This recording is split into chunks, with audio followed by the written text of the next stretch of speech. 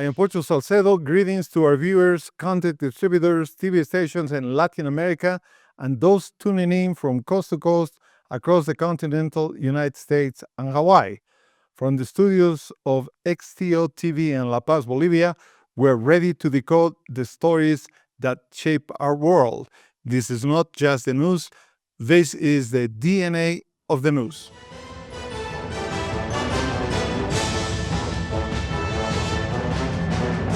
Free speech is colliding with national security in the United States of America, where the popular application TikTok has more than 170 million users. An unanimous decision by a federal court of appeals indicated that TikTok application could be banned in the U.S. under a law aimed at protecting Americans from foreign adversaries. The Chinese company ByteDance is to divest if it still wishes to operate in the U.S. This is to keep it away from the governmental Chinese influence. The Chinese government has opposed a forced sale, preferring to keep TikTok's technology and source code under Chinese control. There are security and political issues against and for the measure. To discuss this fascinating and unique subject, we have invited an expert, Professor Doug W. Jacobson. Welcome to the DNA of the News. Yeah, and thanks for having me. Welcome from nice cold Ames, Iowa. Doug Jacobson is University Professor and Director of Center for Cybersecurity Innovation and Outreach at Iowa State University. Jacobson obtained master title in electrical engineering and PhD in computer engineering. His research interest areas are computing and networking systems, secure and reliable computing, information assurance and cybersecurity. He has received 2 RAND 100 awards for his security technology and has 2 patents in computer security. Well, it's a pleasure to have you on the program for the benefit of our national audience and also for all places where we broadcast. What is, in general terms, the framework, what is happening with the defenders of a ban and those who are not happy to know that could there be a ban on TikTok application in the United States? What is the controversy about, and how is it different from the controversies that TikTok had in India, Russia, and the European Union? Yeah, at the heart of the controversy really is the ownership of TikTok. The federal government is of the belief that since TikTok is owned by a company that is housed in the People's Republic of China, that that company has the ability to monitor and see what is going on in with the users in the United States. So it's really all about the issues of potential privacy or lack of privacy, the data they can collect on the citizens of the United States. So that's what's driving the government's viewpoint. The other side of the equation is the TikTok users are saying, well, all the rest of the companies do the same thing. You know, Facebook collects data, X collects data, everybody collects data.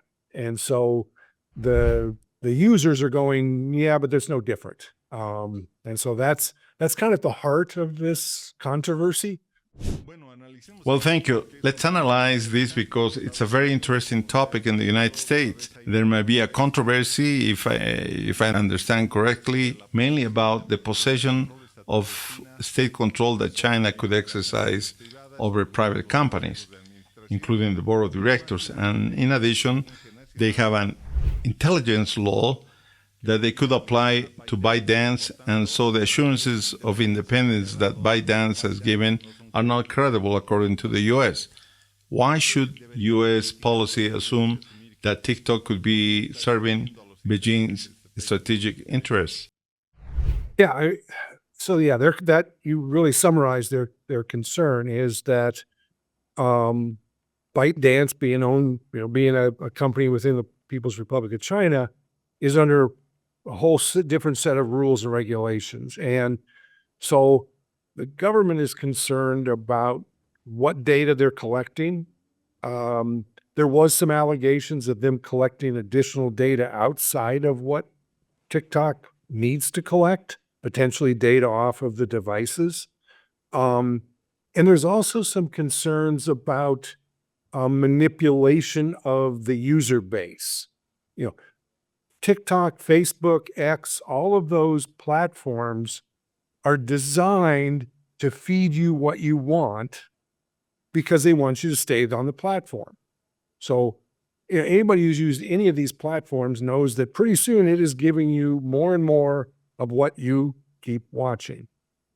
The concern the government has is that they could manipulate what they call the algorithm, the way that it chooses what you watch, to influence the users in one direction or another that might benefit the Chinese government.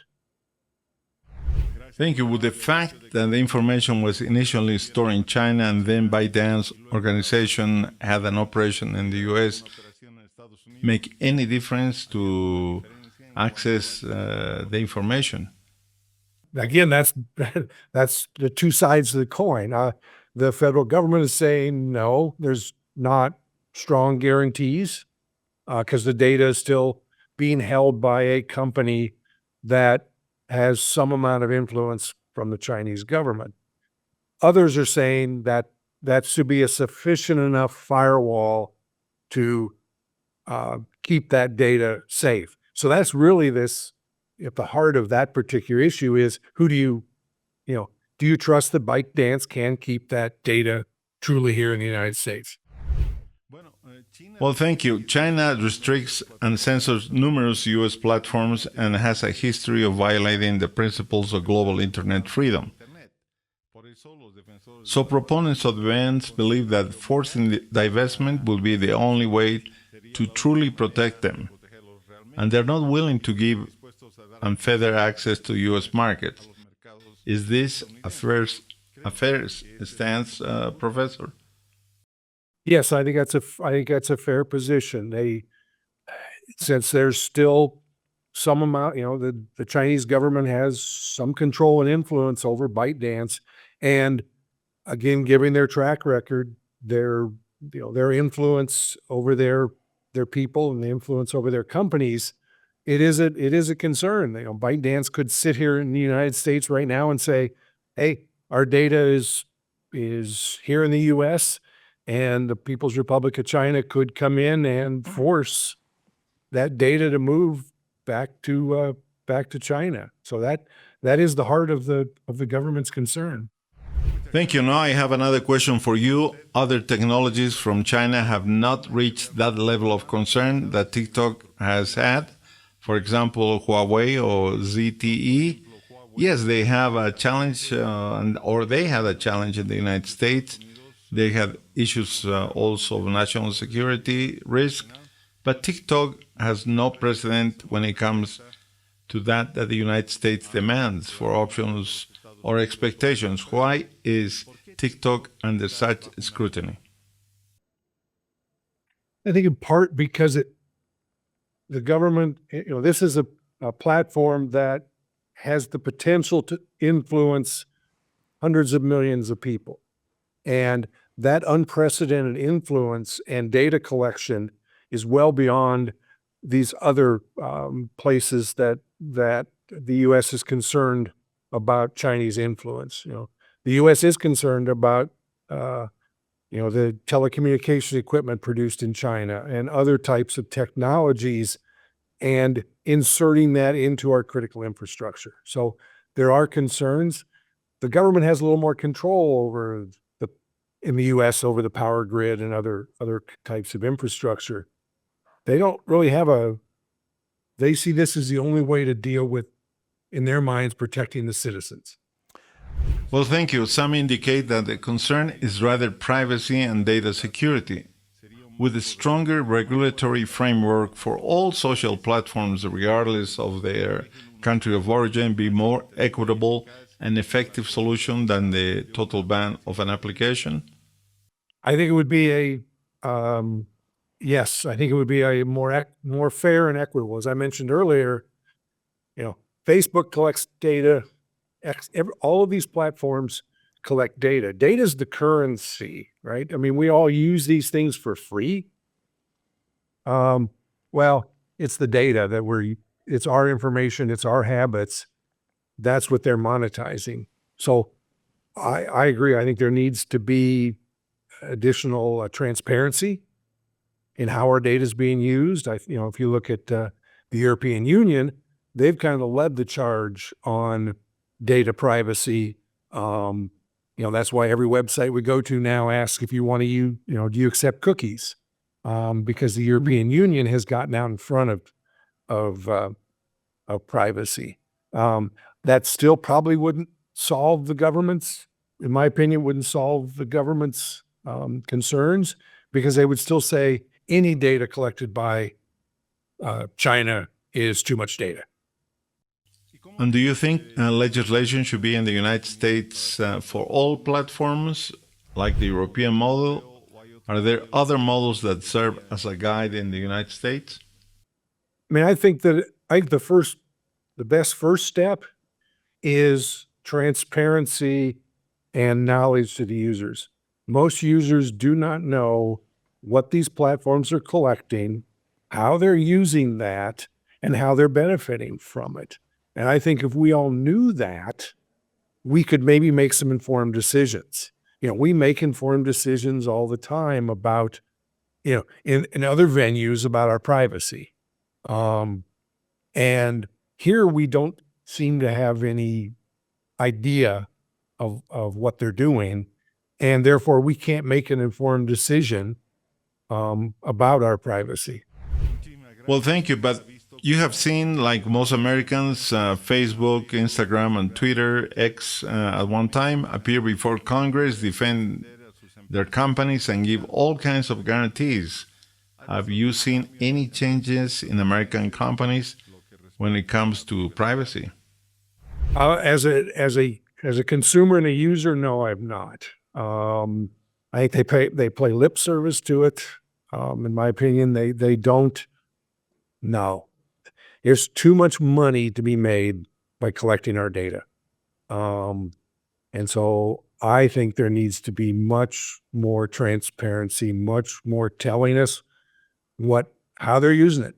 And then I can make a decision whether or not I want to use that platform or a different platform. So it'd be interesting to compete based on privacy. Well, thank you. Now, the question is, why foreign platforms? For example, every time I have been in China, I have not been able to use any of my social platforms. Will there be a expected reciprocity between China and the United States, or for that matter, China and the rest of the world? Even China, when you access TikTok, you do not access the Chinese TikTok, you access foreign TikToks, in our case, the American TikTok. How do you see this issue of reciprocity? Yeah, and I'm not, I'm not arguing that we turn our internet into anything like that. I think that the beauty of this free and open internet is that free and open. Where I think we have gotten away from this idea of a free and open internet is we're not being told what is happening to make those informed decisions. So I'm a strong proponent of a free and open internet, but I want to be able to make those decisions myself as to what privacy risks I'm taking by going on this platform, giving and it's not just platforms. You go and give information to any organization, they're going to take that data. How are they using it? And they'll tell you, oh yeah, it's in our privacy policy. Well, if you've ever opened one of those up, on page 37 of the policy, you may see some, so it needs to be brought down to the consumer. How, I buy something or I go to a website and I do something, how are they going to use my data? And we will be back. We'll speak a little bit about the impact on innovation and free expression and the platforms. We'll be right back.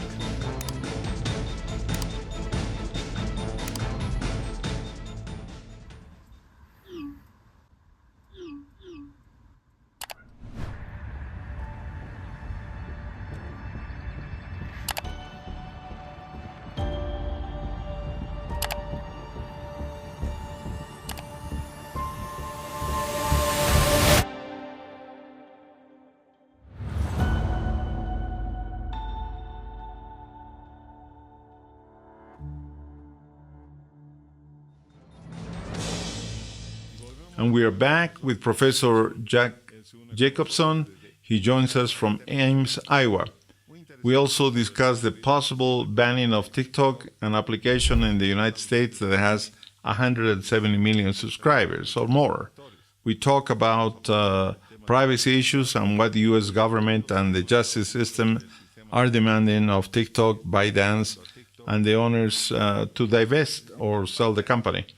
What is the impact on innovation and freedom of expression? TikTok became vital to creators, small business, and young voices.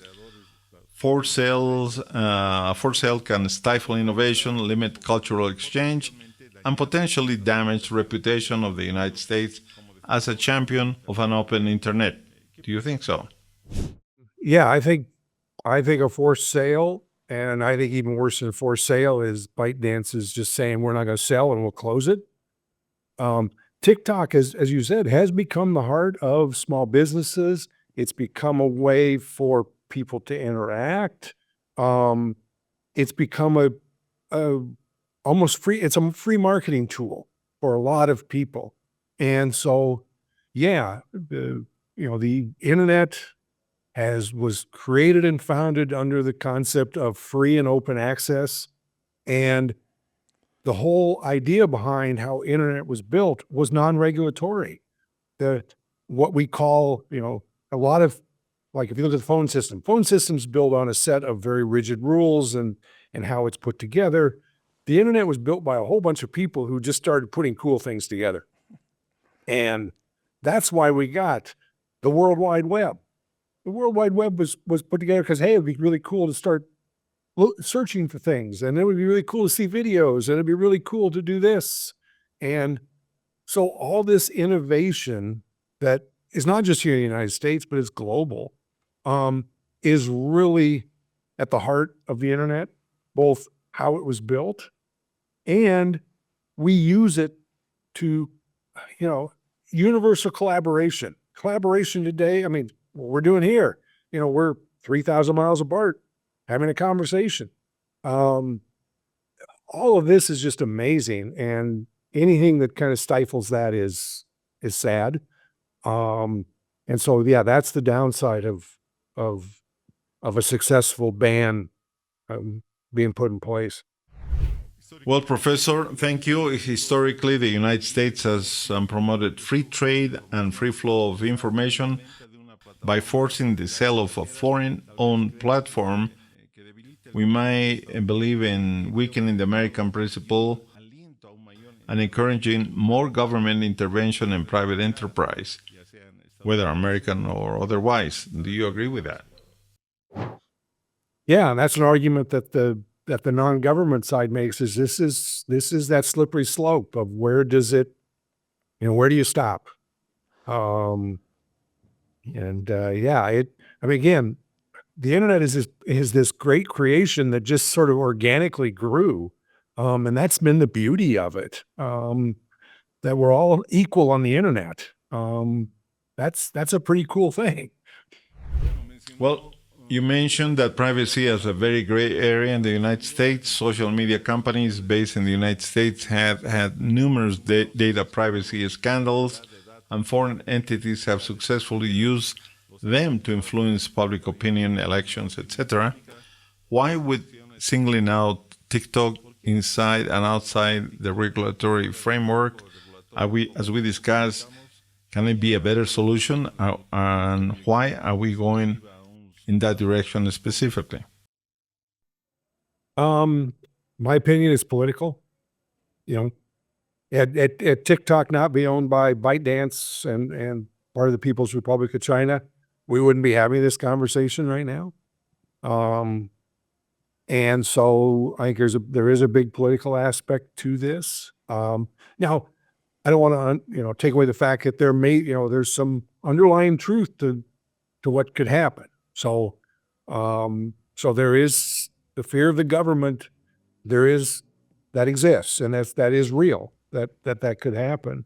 But they've also, as you said, turned kind of a blind eye to all the other data that's collected by everybody. And I come back to the fact, I just want to know what they're doing with it. what they're collecting so I can make a decision. I'm not trying to, I'm not saying we ought to stop data collection, because you know what? It's pretty cool sometimes when I get a notice of, hey, here's a really cool thing that matches something I'm interested in that I wouldn't have found. Now it forces me to spend money I probably shouldn't be spending, but so there are benefits to that data being collected. I just want to know what and how, what they're doing with it, what they're collecting. Professor, you are recognized nationally as an expert in cybersecurity. Let me explore that area of your career a little bit. How prepared is the United States to face attacks on its infrastructure, critical privacy sector, and citizens in general? Yeah, again, my opinion, I think, we're probably as prepared as we can be. The interesting thing about cyber security, any sort of cyber conflict, is just like with any conflict, there's no way to be 100% safe. But I have, personally, I have confidence that the lights are going to stay on in the United States. From, at least as far as a cyber event is concerned. We get a tornado blows through Iowa and I lose my lights. But, so, they're putting a lot of energy and effort. If you look at where I think the concern happens to be, and you're seeing somewhat of a shift in the attack surface, is actually starting to go after people more than it is going, the Chinese, the governments are still going after the governments, but you're seeing a lot more going after the citizens, the small companies, the people that aren't as prepared. And that, I think, is where we really need to look at security. I see and hear about ransomware problems, for example, affecting the small business. What can the average citizen do beyond what they do now? Having firewalls, I don't know. Or is it just a matter of time for most? I think there's a little bit of it's a question of time. I think, I kind of want to separate the individual sitting at home versus like the small businesses and others. I think part of what we're seeing with the small businesses is more of a realization that this is an issue. And I think we still need to worry about how to protect and keep them out. But I think one of the things that's missing a little bit is starting to play the game of it will happen, and how do I best position myself to recover quickly? Under the hope it never does happen, but we've had numerous ransomware attacks in Iowa, and the organizations that were not at all prepared take a lot longer to come out of it than somebody who has walked through and is prepared for it. Thank you, Professor. You have spent several years understanding cybersecurity, the internet, and its many connections. What would you have liked to know at the beginning of your career, and what do you know now that would have allowed you to get to where you are now more easily and quickly? Well, as far as the internet is concerned, I wish we had known about security when when the internet was started. And I think it's true even in my career. I've been in cybersecurity since the early 90s, which is quite early in cyber. But I look back on the courses I took, on the courses I taught. We never talked about cyber. So we didn't bake cybersecurity into anything we did. And we're still paying for that today. So had this, if I could go back in time when the internet was created and said, hey, let's talk about security from day one as we're building this thing, as we're writing software, let's talk about security from day one. I think we'd be in a little different position right now. Well, thank you very much. You've been more than kind. And just my last question. What thoughts do you want us to leave us with regarding this situation with TikTok and cybersecurity in general? What things should we keep in mind to understand future developments, and what is about to happen in the coming months? Yeah, I think, we're a ways away from the TikTok thing being finally resolved, I think. And I just can't, in my opinion, I can't see it coming to the point where TikTok goes away. I just don't see that as an end game. And so I hope I'm right that we will continue to see TikTok in it some form or another. And I'm hoping this discussion, as I said, around TikTok goes into the other platforms and we start to have an open discussion about what do we mean by privacy here in the United States. And on the security side, I'm hoping that again, all of us in security are starting to take a much more proactive role in educating the citizens about their role in security. And, I'd like to see a point in time where every, ideally in K through 12, somewhere there is talk of security and privacy and what role do you as an individual have in that? Because you do. So that's kind of where I like to see things. If I got the magic ball, crystal ball. Well, thank you very much. Thank you for explaining very complex issues in a way that we can all understand, and we appreciate the thoughts and fresh air you bring to the debate. And I hope to have you back in the program in the near future. Yes, my pleasure. I enjoy talking about issues like this. Thank you very much. Thank you.